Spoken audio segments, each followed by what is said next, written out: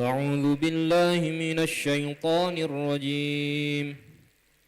بسم الله الرحمن الرحيم. ولأضلنهم ولأمنينهم ولآمرنهم فليبتكن آذان الأنعام.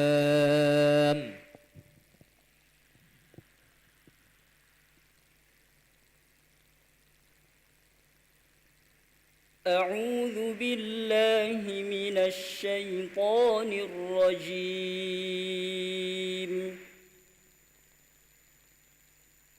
بسم الله الرحمن الرحيم. ولأضلنهم ولأمنينهم ولآمرنهم فليبتكن آذان الأنعام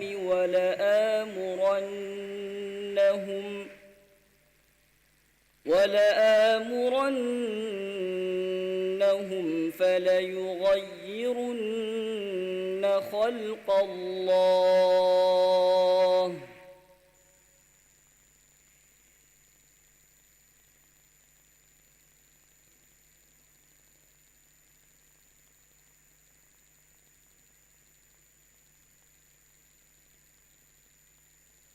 ولآمرنهم فليغيرن خلق الله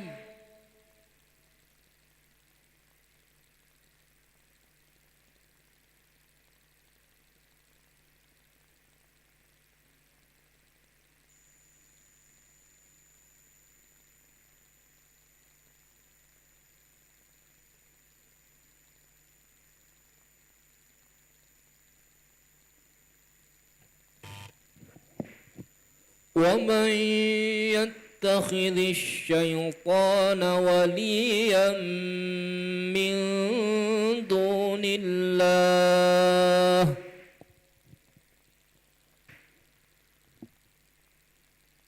ومن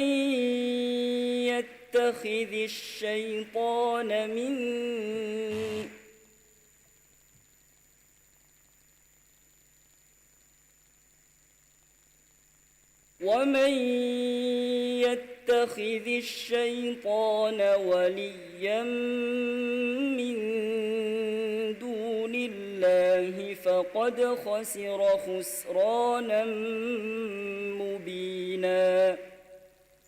يعدهم ويمنيهم وما يعدهم الشيطان إلا غرورا. أولئك مأواهم جهنم ولا يجدون عنها محيصا. والذين آمنوا وعملوا الصالحات سندخلهم جنات تجري من تحتها الأنهار خالدين فيها أبدا وعد الله حقا ومن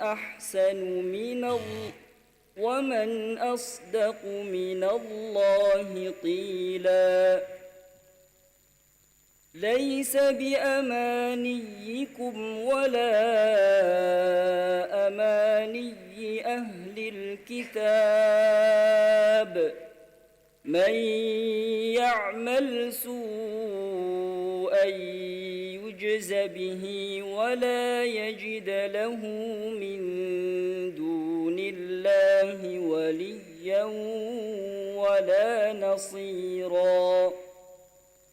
ومن يعمل من الصالحات من ذكر أو أنثى وهو مؤمن فأولئك يدخلون الجنة فأولئك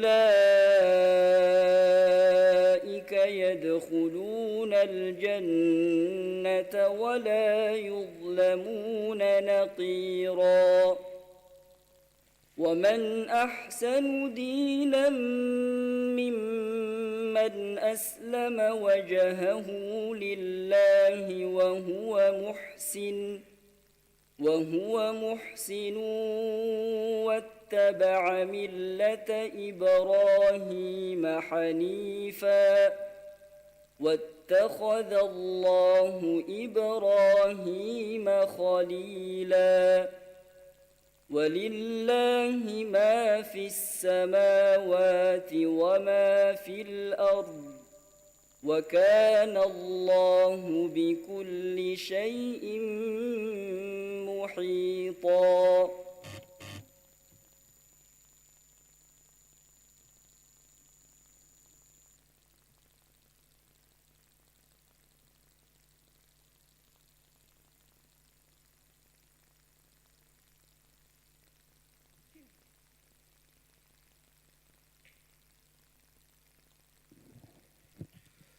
إنهم كانوا إذا قيل لهم لا إله إلا الله يستكبرون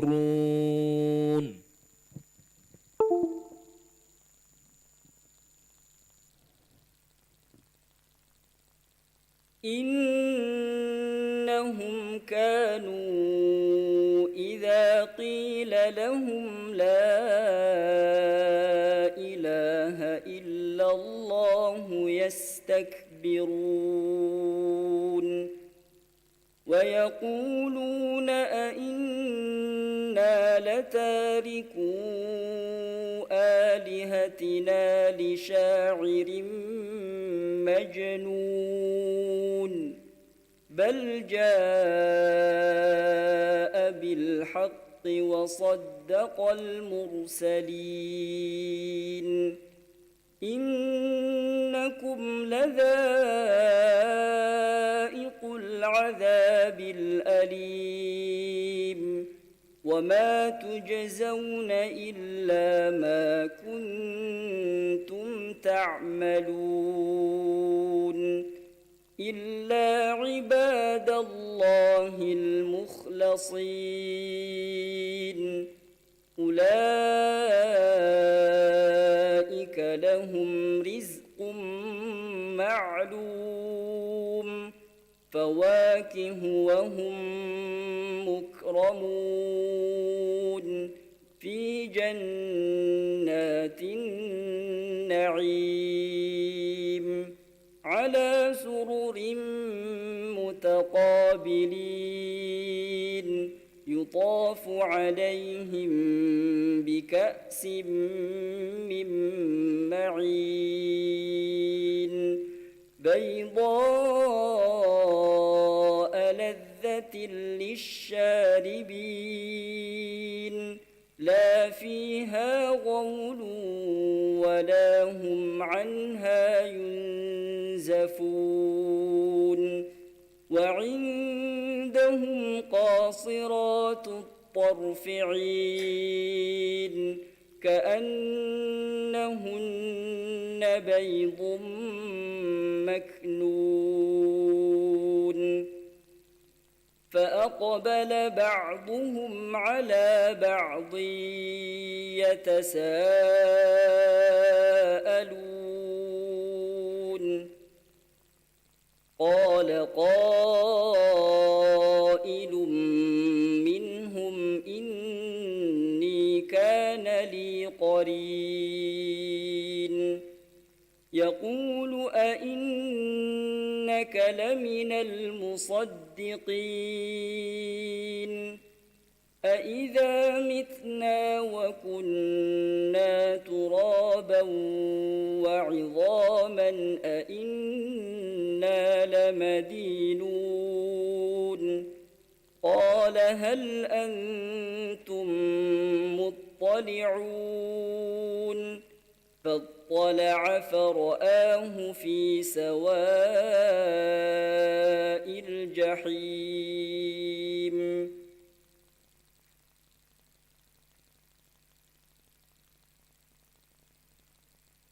قال تالله إن كدت لتردين ولولا نعمة ربي لكنت من المحضرين أفما نحن بميتين إلا موتتنا الأولى وما نحن بمعذبين إن هذا لهو الفوز العظيم.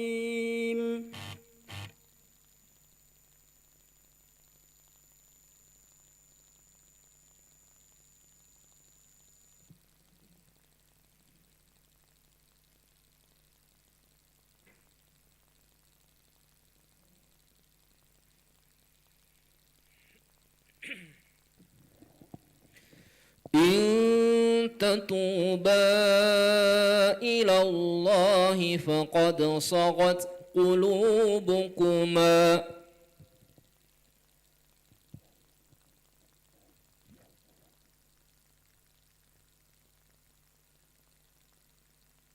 إن تتوبا إلى الله فقد صغت قلوبكما وإن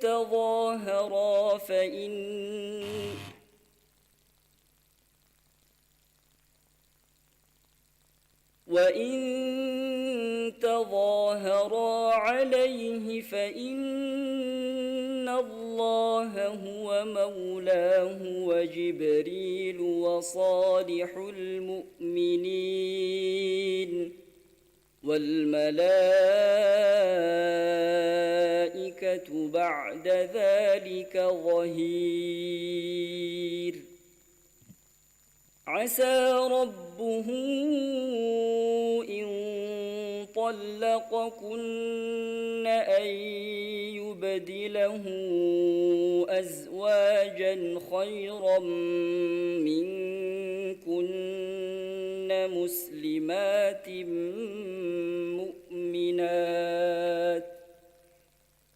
مسلمات مؤمنات قانتات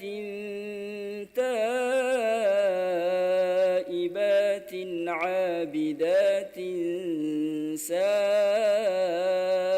سائحات ثيبات وأبكارا. يا أيها الذين آمنوا قوا أنفسكم وأهليكم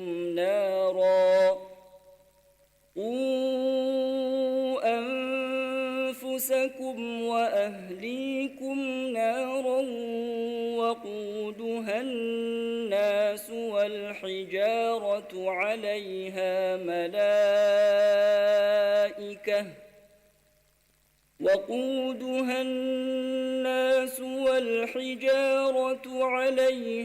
ملائكة غلاظ شداد لا يعصون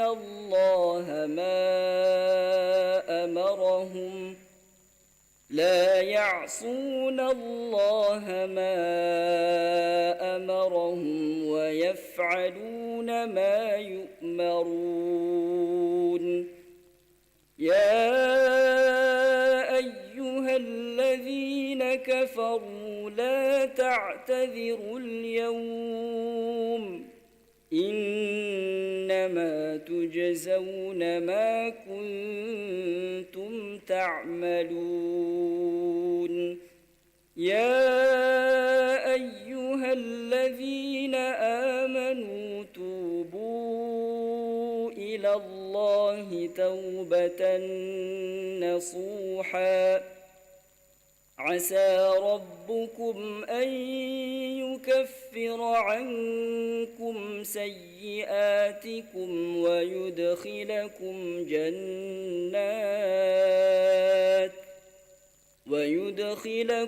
جنات تجري من تحتها تحتها الأنهار يوم لا يخزي الله النبي والذين آمنوا معه نورهم يسعى بين أيديهم وبأيمانهم يقولون ربنا أتمم لنا نورنا واغفر لنا إنك على كل شيء قدير يا أيها النبي جاهد الكفار والمنافقين واغلظ عليهم ومأواهم جهنم وبئس المصير.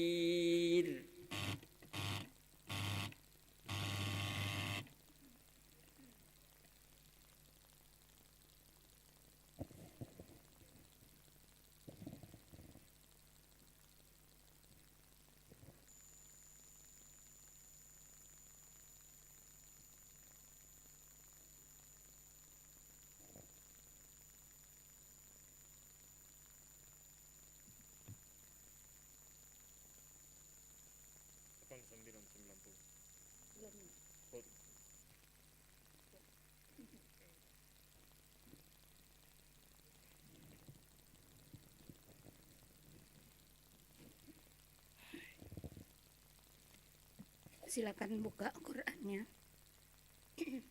Baca surat Hud ayat 89 dan 90.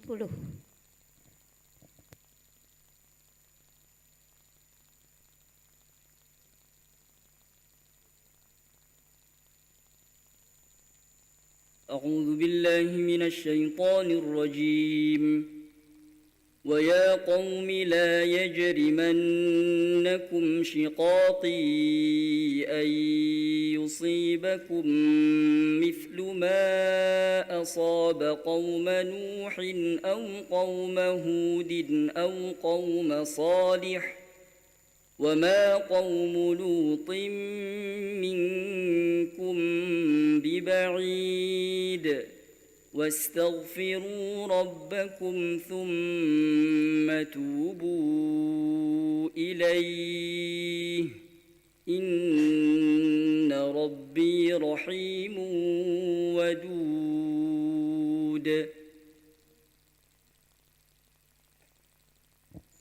Terima kasih. Jelaskan makna kosakata di bawah ini. Yajrimannakum,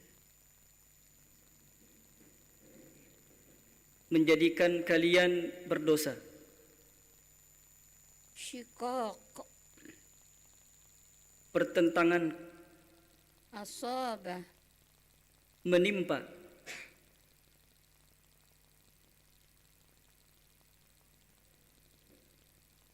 taba'ala, Diulang. taba, Taba, dia mengampuni. Dia bertaubat.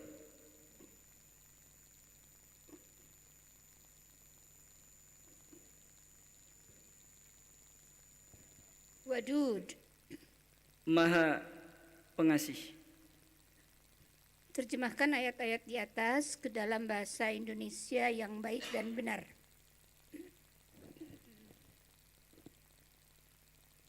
Wa ya qaumi la yajrimannakum shiqaqi, dan wahai kaumku, janganlah pertentangan kalian denganku membuat kalian berdosa.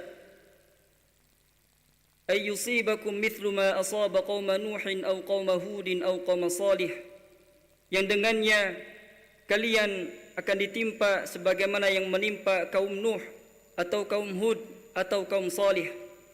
Wa ma qaumu Lutin minkum biba'id, sedangkan kaum Lut tidaklah jauh dari kalian. Wastaghfiru rabbakum thumma tubu ilaih, dan memohonlah ampun kepada Tuhan kalian, kemudian bertobatlah kalian kepadanya. Inna rabbi rahimu wadud, sesungguhnya Tuhanku Maha Penyayang, Maha Pengasih. Jelaskan sebab nuzul dan munasabat ayat-ayat ini dengan ayat sebelumnya. Sepanjang yang saya baca dari sebab-sebab nuzul, tidak ada sebab nuzul pada kedua ayat ini karena kedua ayat ini merupakan ayat kisah. Ya. Munasabat, jelaskan. Adapun munasabah ayat 89 dengan ayat sebelumnya, ayat 88 dari surah Hud, bahwa pada ayat sebelumnya Allah Subhanahu wa taala menerangkan bagaimana Nabi Syuaib alaihi salam menyampaikan argumentasinya kepada kaumnya, bahwa beliau hanya menginginkan kebaikan untuk kaumnya agar diselamatkan dari siksa Allah Subhanahu wa taala. Dan pada ayat ini Nabi Syuaib alaihi salam melanjutkan penyampaiannya, argumentasinya mengapa beliau harus mendakwahi kaumnya adalah karena beliau tidak ingin kaumnya akan ditimpa musibah, bencana, azab sebagaimana yang menimpa kaum-kaum sebelumnya, kaum Nuh atau kaum Hud atau kaum Saleh. Baik. Tafsirkan ayat-ayat ini dengan uraian yang jelas dan rinci. Bismillahirrahmanirrahim. Allah Subhanahu wa taala berfirman di dalam ayat 88 dari surah Hud, di mana Nabi Syuaib alaihi salam yang begitu cinta dengan kaumnya, menginginkan kebaikan untuk kaumnya, berharap agar jangan sampai pertentangan mereka dengan beliau membuat mereka didatangkan azab oleh Allah Subhanahu wa taala. Nabi Syuaib mengatakan, wa ya qaumi la yajrimannakum shiqaqi ay yusibakum mithlu ma asaba qaum Nuh. Wahai kaumku, janganlah sampai pertentangan kalian denganku, kalian menolak apa yang aku sampaikan dari ajaran tauhid, menyembah kepada Allah Subhanahu wa taala. Pertentangan kalian karena aku menyampaikan kebaikan untuk kalian dalam ekonomi kalian. Jangan sampai kalian berbuat curang dan berbuat kerusakan di muka bumi ini. Karena jika kalian masih tetap menentang apa yang aku sampaikan, kata Nabi Syuaib, maka niscaya kalian akan ditimpa musibah, ditimpa siksaan, azab sebagaimana yang menimpa kaum-kaum sebelumnya. Disebutkan di sini yang pertama adalah kaum Nuh, di mana kaum Nuh menentang Nabi Nuh alaihi salam, tidak mau beriman, tidak mau mengimani apa yang disampaikan oleh Nabi Nuh alaihi salam dari tauhid, enggan menyembah kepada Allah Subhanahu wa taala. Mereka masih menolak ajaran tauhid, yang kemudian karena penolakan itu mereka ditimpa azab berupa banjir besar dan mereka semua ditenggelamkan kecuali yang beriman bersama Nabi Nuh alaihi salam. Au qaum Hudin, atau kalian akan ditimpa sebagaimana yang menimpa kaum Hud. Kaum Hud sebagaimana yang disampaikan oleh Allah Subhanahu wa taala pada ayat sebelumnya, mereka ditimpa musibah berupa goncangan. Fa akhadhathumur rajfatu fa asbahu fi darihim jathimin. Mereka ditimpa gempa. Mereka dibinasakan oleh Allah Subhanahu wa taala. Bahkan di dalam ayat yang lain, di dalam surah Al-Haqqah, fa amma 'adun fa uhliku bit-taghiyah. Fa amma 'adu fa uhliku bi rihin sarsarin 'atiyah. Mereka kaum Hud ditimpa bencana berupa angin yang sangat keras, angin yang sangat dingin. Sakharaha 'alaihim sab'a layali wa thamaniyata ayyamin husuma.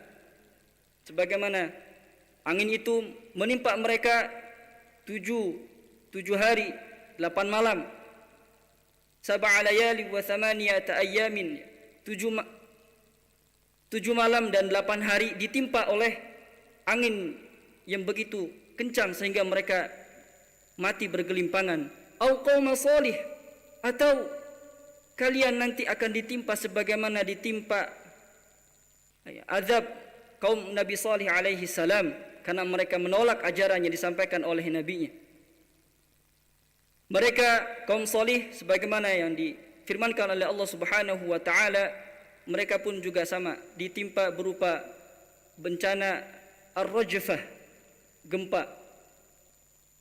Wa ma qaumu lutin minkum biba'id, dan kaum Lut, jangan sampai kalian wahai kaumku, kata Nabi Syuaib, ditimpa musibah sebagaimana yang menimpa kaum Lut. Mereka ditimpa dengan hujan batu yang sangat panas dari tanah yang terbakar yang menimpa mereka secara bertubi-tubi sehingga mereka binasa.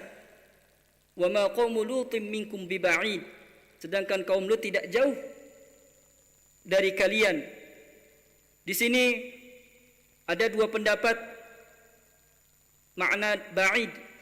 Ada yang mengatakan posisi kaumnya Nabi Syuaib atau Madian dekat, ya, tidak jauh dari kaumnya Nabi Lut, ya, sebagaimana zaman mereka juga tidak jauh rentangnya, sehingga ulama tafsir diantaranya di dalam kitab tafsir Jalalain, kitab tafsir Al-Munir, dan kitab tafsir At-Tabari disebutkan bahwa ba'id di sini memiliki dua makna. Makna yang pertama dekat secara waktu, makna yang kedua dekat secara tempat. Wastaghfiru rabbakum. Kemudian Nabi Syuaib alaihi salam menyampaikan kepada kaumnya untuk memohon ampunan kepada Allah Subhanahu wa taala, karena dengan istighfar, memohon ampun kepada Allah Subhanahu wa taala dari segala dosa dan maksiat, itu akan mendatangkan kebaikan bagi mereka. Tsumma tubu ilaih, kemudian kembalilah, bertaubatlah kalian kepada Allah. Di sini ada istighfar dan ada taubat. Jika keduanya bersanding, maka istighfar dimaknai memohon ampunan dari dosa-dosa, sedangkan taubat kembali kepada Allah dengan memperbanyak amal-amal salih. Inna rabbi rahimu wadud, sesungguhnya Tuhanku Allah Subhanahu wa taala maha penyayang terhadap hamba-hambanya, wadud, maha pengasih kepada hamba-hambanya, sehingga Allah Subhanahu wa taala mengutus seorang rasul kepada setiap kaum untuk mendatangkan kebaikan-kebaikan. Ya. Selanjutnya, Allah memiliki sifat Ar-Rahman dan Ar-Rahim. Apa perbedaan antara keduanya dan mengapa mesti berbeda? Jelaskan pendapat Anda berdasarkan ayat Al-Quran. Ar-Rahman, Ar-Rahim. Dengan bahasa kita, bahasa Indonesia, diterjemahkan Rahman adalah maha pengasih, sedangkan Rahim maha penyayang. Kata Rahman dan Rahim diambil dari Rahima yarhamu. Yang keduanya memiliki arti menyayangi. Kemudian masdarnya adalah rahmah, rahmat, kasih sayang. Perbedaan Rahman dan Ar-Rahim sepanjang yang saya baca dari kitab-kitab tafsir dan sebagaimana yang pernah disampaikan oleh pelatih, bahwa Rahman, rahmat Allah ini diberikan kepada hamba-hambanya seluruhnya, kepada makhluknya, baik yang mukmin ataupun yang kafir ketika di dunia. Sedangkan Rahim, rahmat Allah ini Allah berikan khusus hanya kepada orang-orang yang beriman saja, dan itu Allah berikan kelak di akhirat. Ini perbedaan dari Rahman dan Ar-Rahim. Dari ayat Al-Quran. Dari dari ayat Al-Quran ya, ada di awal surah, yaitu surah Al-Fatihah, disebutkan Ar-Rahman Ar-Rahim. Ar-Rahman Ar-Rahim. Ya, baik.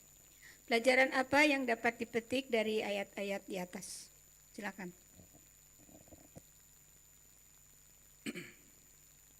Ya, pelajaran yang bisa diambil dari ayat-ayat yang dibacakan tadi, yang pertama adalah cintanya seorang nabi kepada kaumnya, menginginkan kebaikan dan tidak menginginkan keburukan menimpa untuk kaumnya. Kedua, bahwa menentang ajaran nabi merupakan dosa besar yang mengakibatkan turunnya azab Allah Subhanahu wa taala. Yang ketiga, memohon ampun dan bertobat adalah jalan kebaikan agar diberikan dan mendapatkan rahmat Allah Subhanahu wa taala. Dan yang terakhir, kaum Nabi Syuaib tidaklah jauh posisinya dengan kaum Lut alaihi salam. Barakallah. Sadaqallahul azim.